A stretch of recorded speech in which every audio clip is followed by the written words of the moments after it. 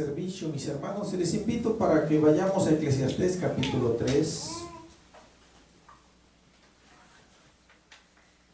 Es tiempo de volver otra vez a Eclesiastés y empezar a ver un tiempo más dentro de los tiempos de la vida que la palabra de Dios nos está señalando aquí de una manera un tanto especial.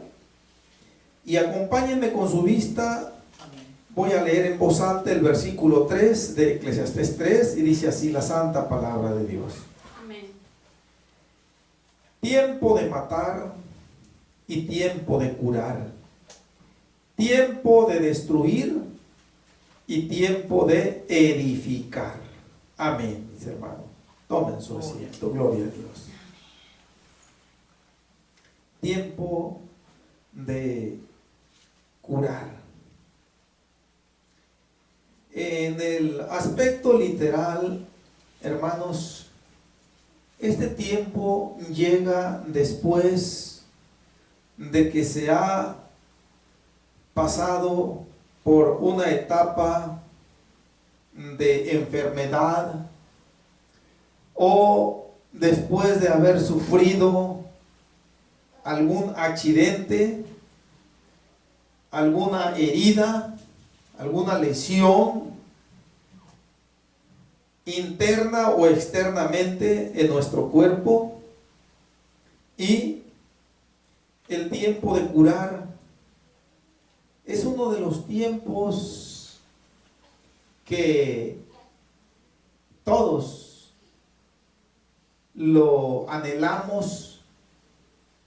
Es uno de los tiempos que nos traen una vez más ese sosiego, esa tranquilidad, porque cuando estamos pasando por enfermedades o cuando estamos padeciendo algún tipo de lesión, por experiencia, nosotros, aunque seamos cristianos, estamos afligidos. Y esto es algo normal, no debemos nosotros escandalizarnos, porque es parte de la reacción de esta humanidad afectada por el pecado ante situaciones adversas. El término curar, su significado literal es hacer que desaparezca alguna enfermedad o que sea una vez más restaurado el cuerpo en alguna de sus partes después de haber sufrido alguna lesión. Y esto equivale a quedar sanos. Y la palabra curar es una manera de decir sanar. Aunque en ocasiones va a haber diferencias, pero regularmente equivalen a lo mismo. Sanar y curar, a final de cuentas el resultado es que no hay ya enfermedades ni lesiones en el cuerpo, al menos aquellas que nosotros sentimos que nos limitan para desarrollar las actividades de una manera normal. Pero como siempre, mis hermanos, el aspecto aquí principal del Señor a través de Eclesiastés cuando nos dice tiempo de curar, más que nada tiende a llamar nuestra atención, no tanto para que nos centremos en la literalidad de este verbo curar o sanar, sino que el Señor quiere que nuestra vista tenga un alcance más allá todavía, y que viene siendo en el sentido espiritual. Gloria a Dios. Y hermanos, una y otra vez nosotros en el aspecto literal hemos sentido la cura o la sanidad de nuestro cuerpo.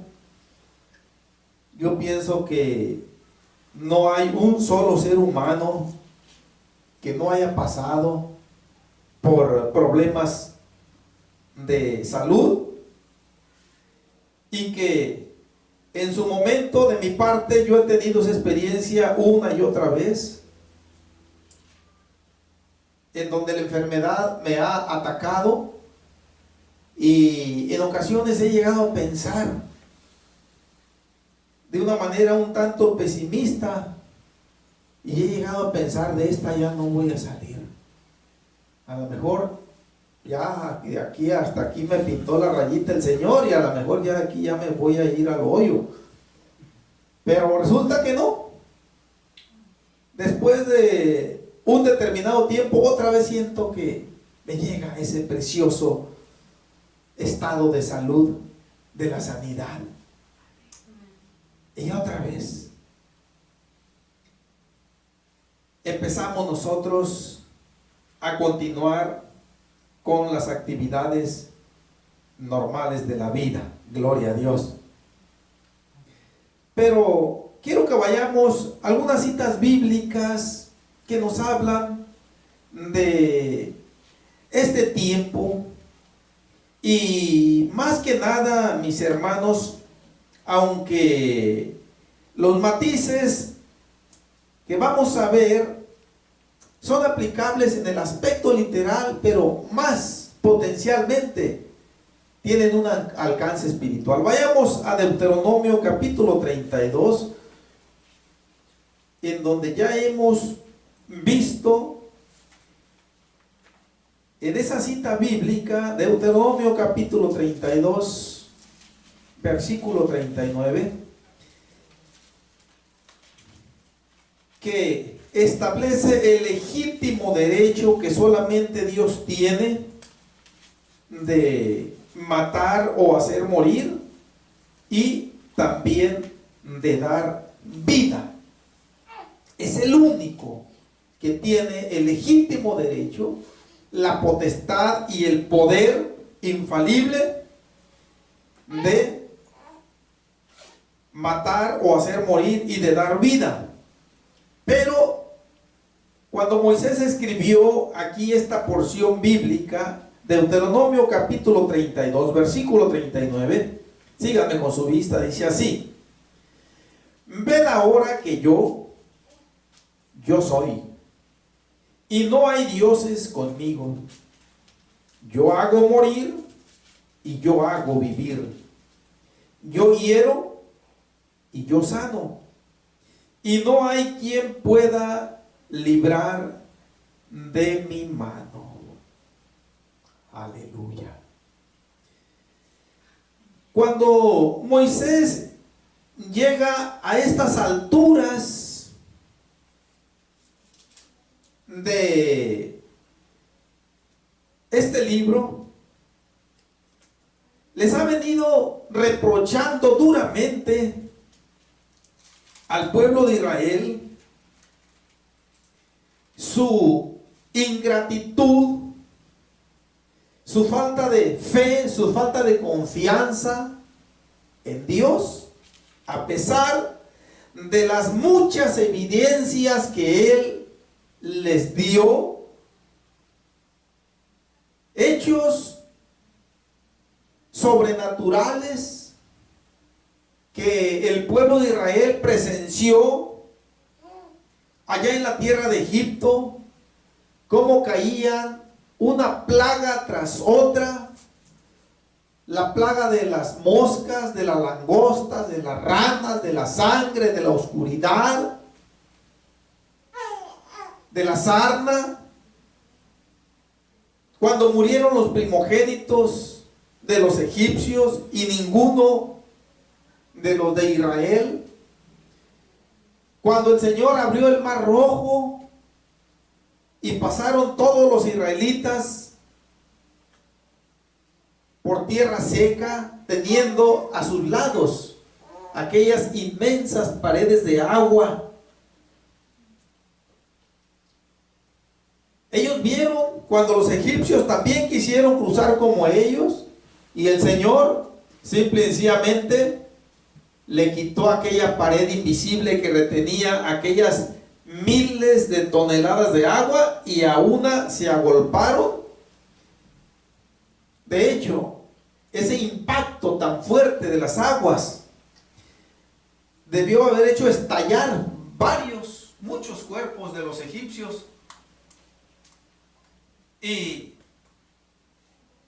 ellos fueron testigos de una y otra de las intervenciones sobrenaturales de Dios. Pero aún así, siguieron mostrando incredulidad, siguieron mostrando rebeldía, y Moisés le reprocha de parte de Dios que aún se inclinaron a los ídolos y que ninguno de esos ídolos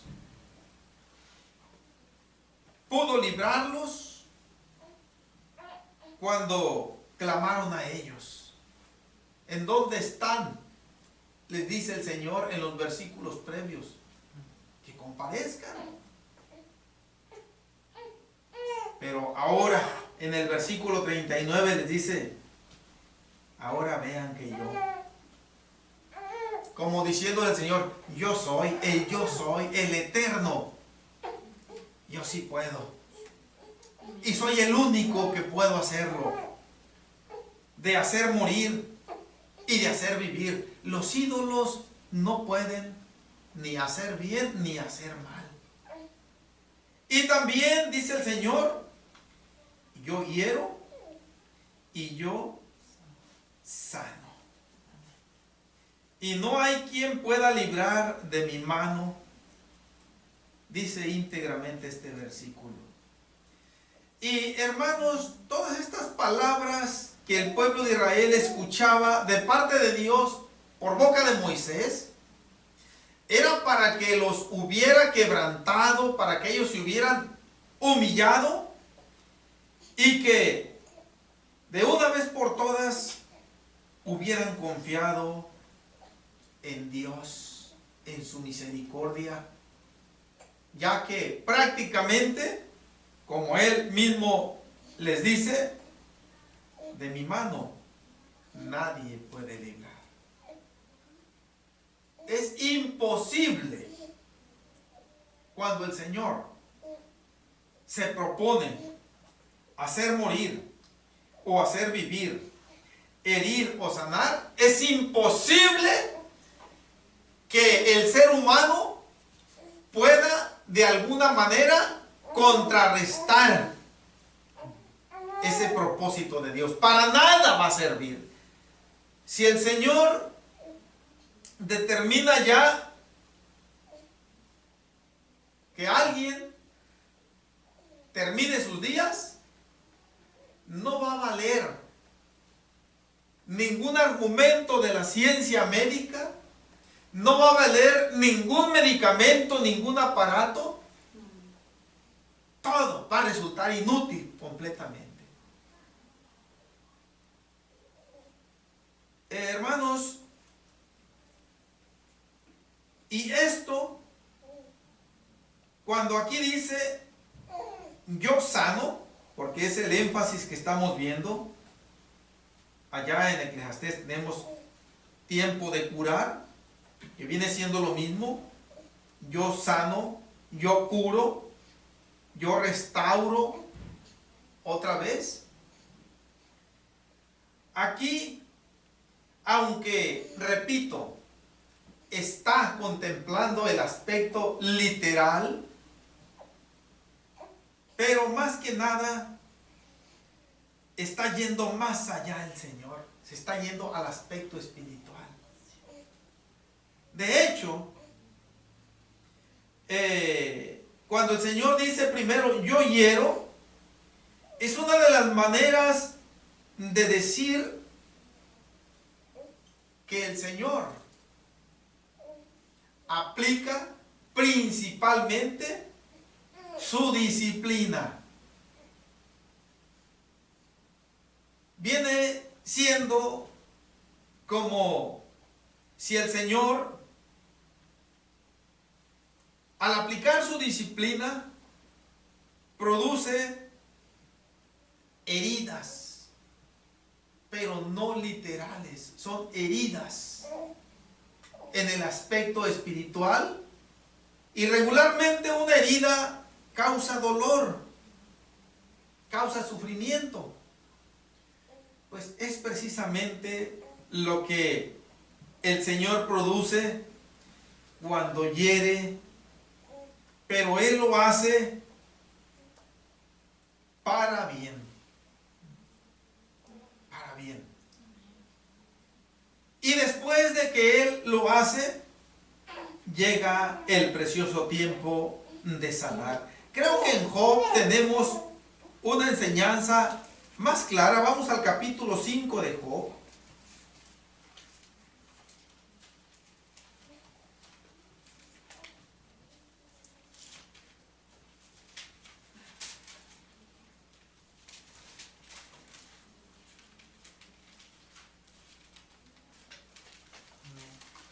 Job capítulo 5.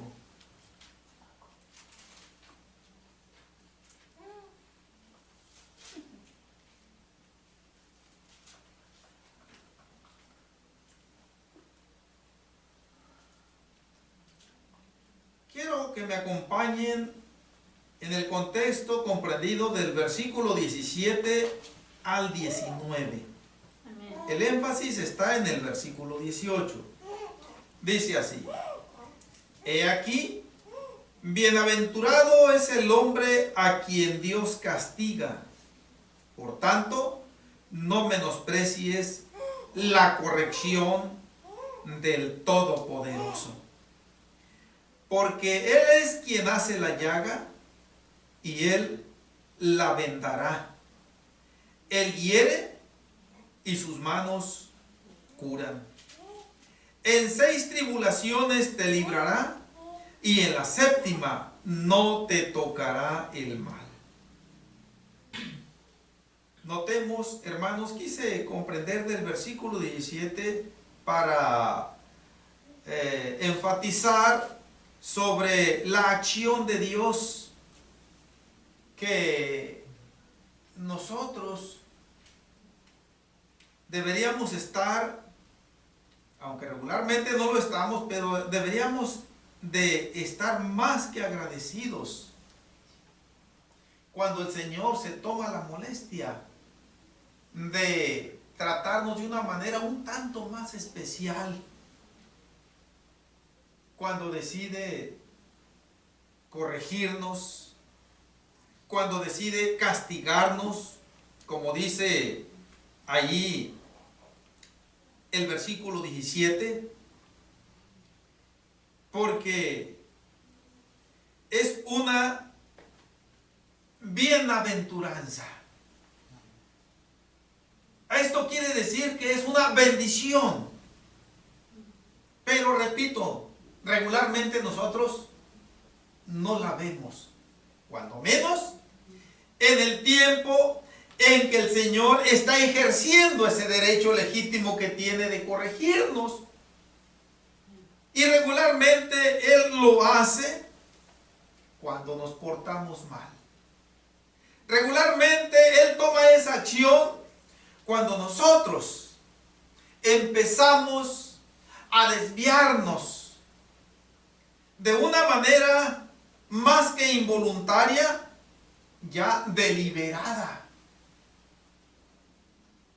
Y el Señor, que asume ese papel íntegro de padre responsable, Él entra en acción y ejerce ese derecho de la corrección para que nosotros nos comportemos como debemos. Pero ¿qué es lo que pasa cuando el Señor está haciendo eso? Allí en el versículo 18 nos menciona dos términos. Dice que hace la llaga y también dice que Él hiere.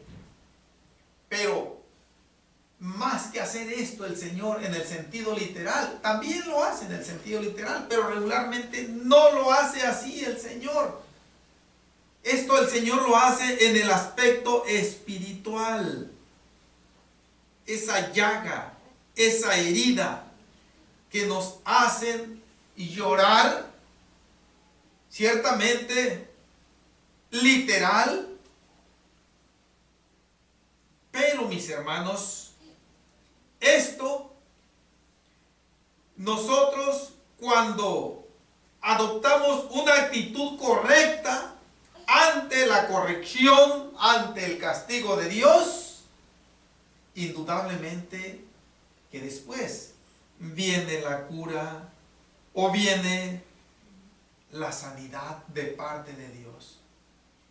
Ay, qué bonito se siente, mis hermanos, cuando sentimos que ya todo está sosegado. Esto es lo que dice la parte final del versículo 18, y sus manos curan. Pero antes de curar, Él inflige dolor mediante heridas, mediante la llaga. Pero esa es una demostración de parte de Dios, también de su amor. ¿Por qué? Porque está dando una señal clara de que nos ama y de que todavía somos sus hijos. Quise leer, hermanos, también el versículo 19, que parece ser que no tiene relación. En 6 tribulaciones te librará, y en la 7ª no te tocará el mal. Sigue hablando aquí prácticamente de herida, de llaga. En la palabra tribulación, sabemos que viene de parte de Dios una gran tribulación en el tiempo del fin de este mundo. Pero aquí está mencionando, de hecho está mencionando 7 tribulaciones. Ahora, tiene relación con lo que estamos diciendo, porque implícitamente el Señor está diciendo que ciertamente las tribulaciones nos van a alcanzar, pero no nos van a abatir, no nos van a destruir, porque el Señor dice que nos va a librar. Pero, hermanos, 7 tribulaciones en la palabra de Dios, concretamente en Apocalipsis, y esto ya prácticamente es una especie de paréntesis, hemos leído nosotros que va a haber 7 copas derramadas sobre la tierra, va a haber 7 trompetas que se van a sonar también, y todo ello son puras calamidades, tribulaciones. Pero no se está refiriendo aquí el escritor bíblico a esas trompetas o a esas copas. Aquí más que nada, mis hermanos, se está refiriendo al proceso del peregrinar de la iglesia sobre la tierra. Y esto tiene una íntima relación con las 7 iglesias del Apocalipsis, desde Éfeso hasta Filadelfia. 6 tiempos, 6 etapas en donde la iglesia va a ir adoptando maneras muy características de comportamiento, y que el Señor la señala a través del apóstol Juan en el Apocalipsis, refiriéndose a ellas por los nombres que nosotros los vemos en el capítulo 2 y en el capítulo 3 de Apocalipsis, y el comportamiento que tienen. En cada una de esas etapas de la iglesia, de hecho, son tribulaciones. Cada paso que la iglesia va dando, y obviamente esto nos comprende a nosotros que formamos parte de la iglesia. El Salmo número 12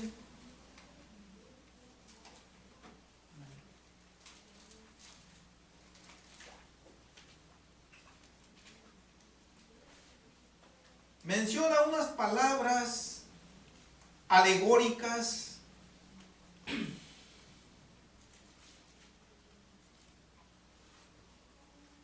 que tienen una íntima relación con esto que nos está diciendo Job.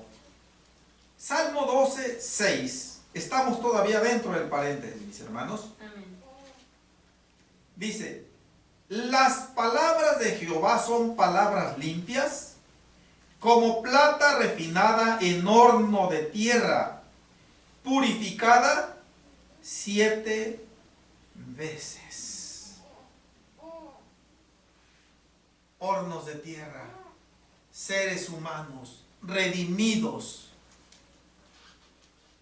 por la mano de Dios para ser sometidos a un proceso de refinamiento, de purificación, de santificación, como la plata se refina en el horno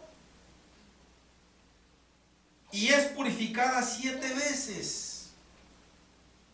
7 etapas específicas por las que el Señor hace pasar a la iglesia durante su peregrinar aquí en la tierra, y a Él le ha placido que en esa iglesia sus palabras sean ahí verificadas como auténticas, pero es necesario que, así como la plata o el oro, también se puede hablar, son refinadas o son sometidas a prueba. Cuando dice que es refinada, se refiere a que es un proceso en donde se le quita, se le elimina toda impureza, toda contaminación, todo lo que no tiene relación con ese metal, le es quitado. Y es una manera de decir que así lo hace el Señor con el creyente, con la iglesia. Tiene que quitarle toda la escoria del pecado para poder que entre con él al cielo. Pero para esto necesita someterlo a esto que estamos hablando: a herida, a azote, a llaga. Y finalmente, cuando se termine este proceso de las 7 veces, entonces es cuando va a llegar ese tiempo de curar, de sanar. Hasta allá es a donde el Señor quiere que dirijamos nuestra vista en el tiempo de curar. Que viene un tiempo en donde Él va a curar de tal manera a su pueblo que le va a dotar de un cuerpo tal que ya no va a padecer ningún tipo de enfermedad, y como consecuencia de eso no habrá necesidad ni de curar ni de sanar, simple y sencillamente porque ya no va a haber enfermedades. Y hasta allá el Señor quiere que lleguemos nuestra vista, gloria a Dios. Pero también quiere que comprendamos, mis hermanos, al hacernos el Señor llegar nuestra vista a ese tiempo, el Señor quiere infundirnos fortaleza, ánimo, fe, confianza en Él. ¿Por qué? Porque lo vamos a necesitar. De hecho, lo necesitamos todos los días. Porque llega el tiempo en que el Señor aplica la corrección, aplica el castigo, viene la llaga, viene la herida, y es ahí en donde regularmente, casi por inercia, como humanos, la mayoría del pueblo creyente tiende a desfallecer o simple y sencillamente tiende a menospreciar la corrección o la palabra de Dios. Y la gran parte mejor desertan de la iglesia.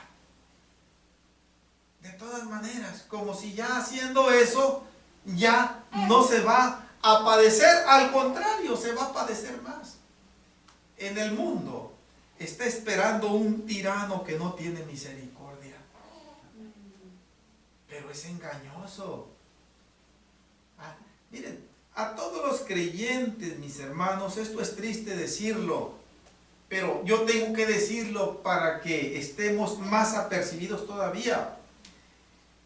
No pensemos que los creyentes que le dan la espalda al Señor ya en forma definitiva, ellos saben o están ellos pensando de que van a ir a un estado de padecimiento, que de hecho no van a estar ahí, pero tienen otro pensamiento. Piensan que realmente ahora sí van a ser felices porque van a ser libres. Ya no se va a llegar ese domingo, ya no se va a llegar ese martes, ya no se va a llegar ese miércoles o X y Z día en donde hay servicios. Ay, como quisiera yo quedarme a descansar, a dormir, dicen muchos. ¿Cómo quisiera yo moverme con libertad, me han dicho a mí. No estar sujeto a esa preocupación de que tengo que caminar muy rígidamente. Es que con el Señor no se puede caminar de otra manera. Tiene que ser muy rígidamente, porque el camino es angosto. Pero así como a Eva, el diablo le hizo creer que realmente iba a entrar en una etapa de satisfacción, en una etapa de realmente felicidad y libertad, pero cuando ella lo experimentó, fue todo lo contrario. Sintió aquella ruina, sintió aquella miseria, sintió aquella enorme distancia que ahora le separaba de Dios, y ya no había aquella armonía, aquella intimidad que hubo durante mucho tiempo. Pero ya se es demasiado tarde. Y el Señor, por un lado, nos está llevando nuestra vista hacia aquel tiempo glorioso cuando Él nos va a sanar. Todavía no llega ese tiempo.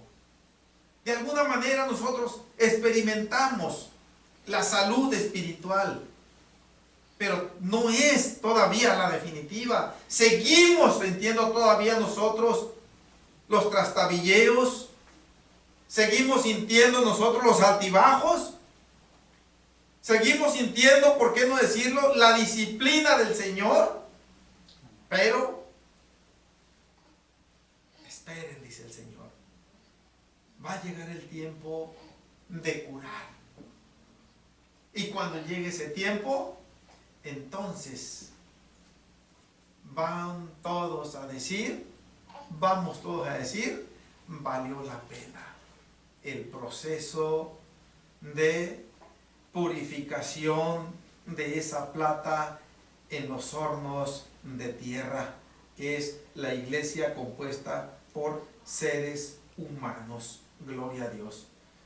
Bien, hermanos, vamos a Jeremías capítulo 33.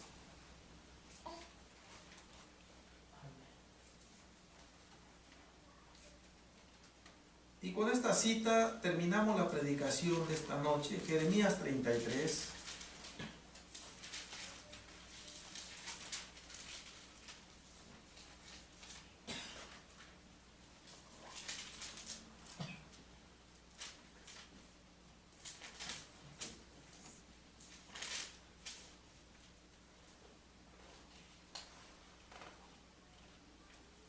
Versículo 6 solamente.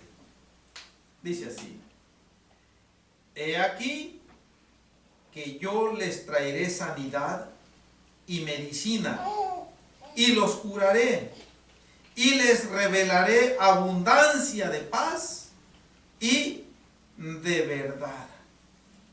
Amén, mis hermanos. Aquí el profeta Jeremías, por inspiración de Dios, les está profetizando al pueblo de Israel un tiempo en donde van a ser curados, que es el énfasis del tiempo de Eclesiastés 3. Como cuando se aplica una eficaz medicina y que viene la sanidad. Pero, ¿por qué les está diciendo esto? Cuando Jeremías les dice estas palabras al pueblo de Israel, Jeremías estaba preso en el patio de la cárcel. Sí. Y estando allí, viene el Señor y le ordena que le hable al pueblo de Israel y le haga ver que por causa de su desobediencia, Él no solamente le permitió a los babilónicos, capitaneados por el rey Nabucodonosor, sino que Dios mismo los trajo desde Babilonia para que prácticamente llenaran de muertos las casas de Jerusalén y de las principales ciudades de Israel, y que redujeran a escombro las ciudades. Y el Señor les dice, pues esto lo hice porque me dieron la espalda. Y yo escondí mi rostro de ellos a causa de su maldad. Pero en el versículo 6 que leí yo ahí, les está diciendo, ese tiempo de la herida, de la llaga, del azote, va a terminar. Pero va a llegar el tiempo en donde yo los voy a sanar, los voy a curar, y entonces van a experimentar abundancia de paz. Este tiempo, seguimos viéndolo, mis hermanos, no se está refiriendo al tiempo cuando otra vez los judíos podían experimentar que ya no estaban bajo la esclavitud de naciones extranjeras y otra vez podían habitar en sus casas en Israel. No se refiere a eso, porque esto pasó en varias ocasiones, pero aquí el Señor les está profetizando a través de Jeremías que va a llegar el tiempo en donde Él los va a curar, pero ese tiempo no va a ser un tiempo cualquiera. Es el tiempo al que yo me he estado refiriendo, cuando el Señor sane definitivamente a su pueblo, que en aquel entonces va a estar compuesto por judíos y por gentiles que van a formar la iglesia. Y habrá ya, ahora sí, dice aquí, termina el versículo 6, abundancia de paz y de verdad. Una manera de decir que ya no habrá más pecado, porque lo que hace que se termine la paz es el pecado. Y cuando habla aquí abundancia de paz, aparte de referirse a ese estado de tranquilidad en donde no sentimos nosotros ninguna preocupación, en donde no sentimos nosotros ninguna perturbación, más que referirse a eso, se está refiriendo a esa buena relación con Dios que ya no se va a ver empañada jamás por nada. A eso se refiere esta expresión, abundancia de paz. Son las mismas palabras que el Señor Jesucristo dijo allá en San Juan 10:10. Mas yo he venido para que tengan vida y para que la tengan en abundancia. Con otras palabras, diciendo lo mismo. Y de verdad, dice aquí, abundancia de paz y de verdad. Ya no habrá pecado. Tiempo de curar. Hermanos, vamos a continuar con este tiempo, si el Señor lo permite, en la próxima predicación. Por lo pronto, terminamos aquí. Y vamos a orar. Vamos a pedirle al Señor que nos sostenga en pie de lucha.